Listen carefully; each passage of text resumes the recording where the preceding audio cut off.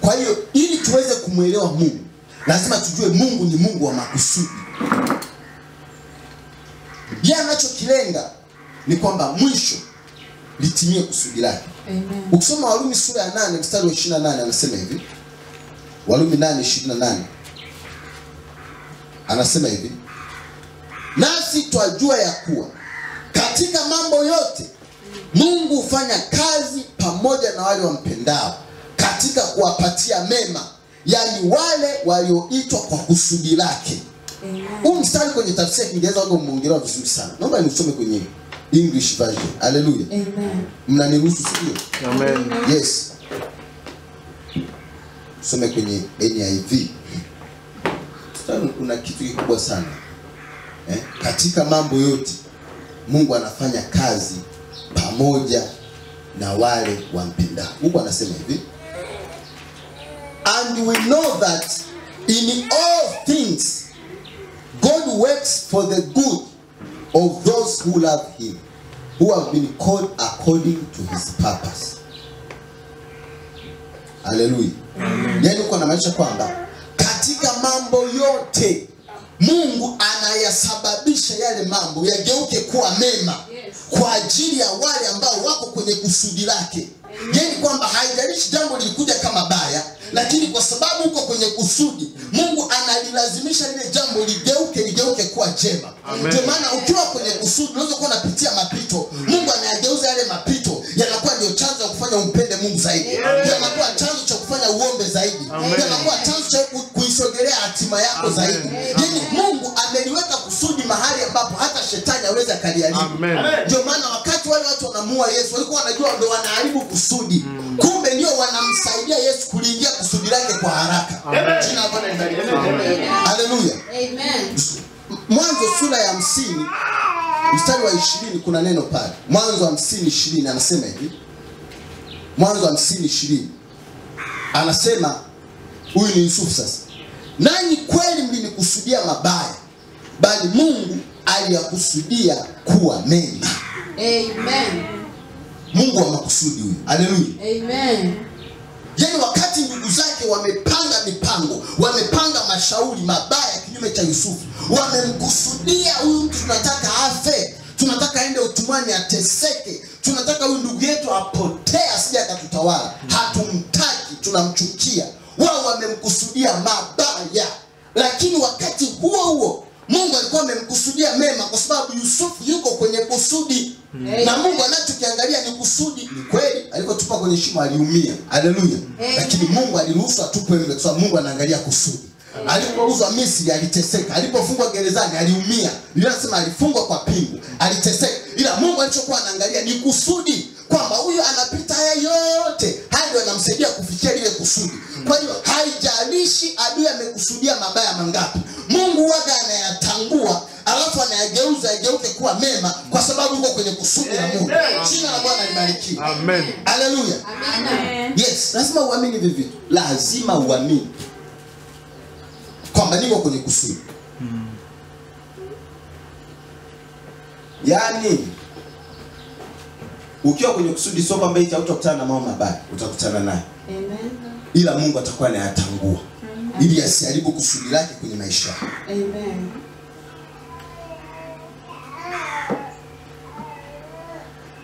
Some Zaburi 91. Sasa ni muhimu ujue kwamba uko kwenye kusudi. Haleluya. Amen. Na ukae kwenye ile kusudi. Amen. Zaburi 91 mstari wa 10 anasema. Anasema hivi: mabaya hayatakupata wewe. Amen. Kuna aina mbili za Mungu kwa na wewe kutembea kwenye kusudi la Mungu. Moja ni ile kusudi ambalo Mungu analo na maisha yako kabla hata hujazaliwa. Tulijifunza Jumapili. Haleluya. Amen. Mbili ni neno la Mungu. Amina. Neno la Mungu linanionyesha kusudi la Mungu juu yangu ni nini. Amina. Kama leo ninasema kwa kupiga kwake nimepona, maana yake ni kusudi la Mungu niwe na afya. Amen. Kama leo nasema mpenzi, naomba ufanikiwe kwenye mambo yote, maana yake ni kusudi la Mungu mimi kufanikiwa. Amen. Sasa kikija kitu kinapingana na mafanikio yangu, hapo ninajua Mungu anatakiwa atangue. Hayo mashauri yatanguliwe. Kwa nini anitoe kwenye kusudi la Mungu? Tunatangua katika jina la Yesu. Hebu sema tunatangua. Tunatangua. Haleluya. Amen. Hii Zaburi 91 mstari wa 10 anasema mabaya hayatakupata wewe. Hili ni kusudi la Mungu kwangu. Nataka hili neno tembea nalo. Amen. Mabaya hayatanipata. Amen. Watakuja kwa njia moja, watatawanyika kwa njia saba. Ndio kusudi la Mungu kwangu. Amen. Kila silaha itakayofanyika kinyume na mimi haitafanikiwa. Ndio kusudi la Mungu kwangu. Amen. Yes, hilo ndio kusudi la Mungu. Unatembea kwenye hilo kusudi. Mabaya hayatanipata. Hayatanipata. Hilo ndio kusudi la Mungu. Mabaya hatawapata watoto wangu. Mabaya hataipata biashara yangu. Mabaya hatakuja huku, hayatatokea. Hayatatokea kwa sababu Mungu amesema anatangua. Kwa kama watu wamenipangia mabaya, alafu neno nasema mabaya hayatanipata, Mungu lazima atangue yale mabaya ili asitokee kwenye maisha yangu. Ndio maana leo lazima tutangue kila jambo baya katika jina la Yesu Kristo. Haijalishi vikao vilivyokaa kwenye ulimwengu wa roho, leo tunavitangua. Amen. Sema natangua. Natangua. Haleluya. Amen. Niwaambieni, huwa kuna vikao. Huwa kuna nini? Vikao. Huwa kuna vikao. Na lazima uwe makini na hivi vitu mtu wa Mungu. Kuna vikao vingine vya kichawi. Kuna vikao vingine ni watu kabisa kama watu. Wanakaa kikao. Wewe unashangaa. Nakumbuka wakati nataka kufunga ndoa niliwahi kumwambia mke wangu, tukishafanya tu engagement, tuingie kwenye maombi. Haleluya. Kwa sababu kufanya engagement watu wanaona. Hivi nyinyi mnajua kuna mabaya tunayokutana nayo, sio yote yanakuwa sababisha na shetani.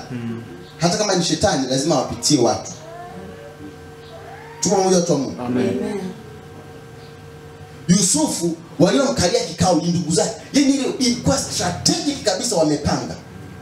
Watu 11 wanapanga kikao kumangamiza ndugu yao huyu mmoja. Wakapanga na uongo wa milele. Baba wao ajue huyu mtu amekufa. Ayubu. Hebu picha umekaa, kuna ndugu yako wewe unaamini amekufa. Kumbe ilitungwa. Yuko mahali, yuko hai. Nichukuliwe. Haleluya. Amen. Yakobo aliamini hivyo kwamba mtoto wake Yusufu amekufa. Kumbe yuko hai. Yuko tu mahali anawatumikia watu wengine, amefungwa. Mzee wake anaenda tu kwenda kaburini na nadhani walisika nguo. Haleluya. Ndio maana msio mnayokubali hizo taarifa. Haleluya. Amen. Sio unakubali nini? Taarifa. Nimepata hasara. Amna. Mimi nakataa. Haleluya. Amen. Mtoto wangu amekufa. Hebu nionyeshe. Daktari anasema amekufa vibaya tu tukakuona. Amna. Nione. Amekufa vibaya. Ambapo kanionyeshe hicho kitu gani? Haleluya. Amen. Wewe unaweza kauziwa mbuzi kwenye gunia. Kumbe hajafa. Hilo umeitoa taarifa ya uongo. Jina Bwana libarikiwe. Amen. Wengine wanachukuliwa kichawi. Ndio maana mtu wa mahali hapa lazima uwe strong kwenye maombi. Ulimwengu tunaoishi ni ulimwengu mbaya. Sawa wapendwa? Ni ulimwengu mbaya. Kuna vitu mimi siwezi nikaingilia. Mtoto wako amekufa na wewe mzazi uko tayari kuzika. Mimi naingiliaje? Mimi nakaa pembeni. Nakuja tu kuongoza mazishi. Lakini wewe mzazi ukisema hapana, ili hamna, mimi mwenyewe nimepima hii taarifa na ikataa, pastor njoo na tushirikiane, hapo nakuja. Haleluya. Amen. Ile ndio umeshaonyesha mwanga. Amen. Niwaambie leo tunakataa taarifa mbaya katika jina la Yesu. Amen. Hizi taarifa za kupangwa hizi ambazo hazina uhalisia tunazikataa kwa jina la Yesu. Amen. Haleluya. Amen. Yes. Yakobo alikubali taarifa ya uongo. Yusufu alikuwa yuko wapi? Watu walikaa. Hamani alikuwa anakaa na mfalme. Hamani anakaa na mfalme hivi. Wanapanga kuangamiza Wayahudi.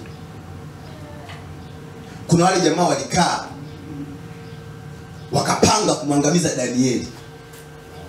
Jina Bwana libarikiwe. Amen. Na haya mambo yapo.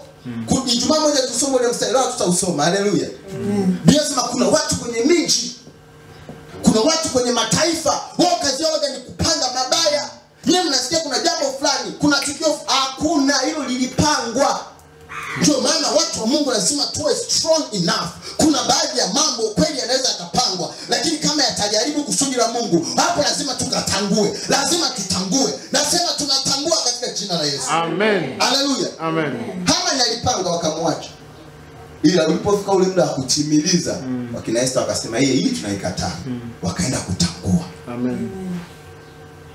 Haleluya. Amen. Leo nasema mabaya hayatakupata wewe. Amen. Hilo ndio kusudi la Mungu kwenye maisha yako. Amina. Ukisoma Isaya 54:17 anasema kila silaha itakayofanyika kinyume na wewe haitafanikiwa. Inaweza kufanyika, usisahau hizi point. Anasema kila silaha itakayofanyika juu yako haitafanikiwa. Kwa silaha ile ikifanyika kwa mwingine inafanikiwa, ila ikifanyika juu yako wewe mahali hapa inafeli. Amen. Kwa sababu Mungu anakuja kutangua. Amen. Hivi unajua maana hii neno? Silaha itakayofanyika. Maana yake hii ni silaha imetengenezwa, imekulenga, imeachiliwa mbali. Lakini ikiwa njiani ndio Mungu anakuja kuiblock, haifanikiwi. Amen. Hivi unajua kwenye Mungu agiza kuna mambo hata waga wanashangaa. Kwa sababu wanaweza wakapanga, wakajua kabisa kwamba kesho utakuwa umekufa. Alafu wanashangaa, wanaona umeposti tena mafu. Wanasema, "Hey, huyu mama bado anahubiri. Mbona kwa ule uchawi tuliomtumia tulijua tushamaliza?" Wewe, hiyo silaha ikufanikiwa. Haleluya. Wanashangaa bado biashara yako ipo. Wanashangaa bado uko kwenye ndoa umeposti, uko na mchumba wako, uko na mume wako. Wanasema ndoa bado ipo. Jina la Bwana libarikiwe. Amen. Ndio maana mchawi akikuroga, kesho asubuhi yeye ndo anakuwa kwanza kusalimia. Anapita nyumbani kwa kama jamani mmelalaje? Ukimwambia tumelala vizuri, namshukuru Mungu, watoto wa jambo, utaona anapoanza kunyuma. Alafu anapotea, utamuona tena. Kwa sababu anasema lile bomu ndio piga ndio nimewamaliza. Imekuwaje? Haelewi. Siri ndo ziko hapa. Silaha sio kwamba zitafanyika. Sio kwamba vikao havitakaa, watakaa. Haleluya. Amen. Soma mstari wa 15. Isaya 54:15. Nani somea hapo? Isaya 54:15. Ndio. Tazama yamkini watakusanyana lakini si kwa shauri langu. Ndio. Watu wote watakaokusanyana juu yako wataanguka kwa ajili yako. Over. Haleluya. Amen. Anasema yamkini watakusanyana, watapanga kikao, ila Mungu amesema ila watakapokuwa wanakusanyana si kwa shauri langu. Hapa akasema wote watakaokusanyana juu yako wataanguka kwa ajili yako. Amen. Kwa hiyo watu wakianza kujipanga kukufanyia jambo baya, angalia hapo alichosema ila si kwa shauri langu. Maana yake sio kwa kusudi la nani? La Mungu. Wao wanajipanga tu wakufanyia jambo baya. Yeye anasema wataanguka kwa ajili yako. Amen. Kwa hiyo kuna watu watakusanyana kwa ajili yako. Alafu pia wataanguka kwa ajili yangu. Over. Amen. Acha wajipange, hivyo hivyo wanapojipanga ndivyo pia watakaofanya nini? Ndivyo watakavyoanguka.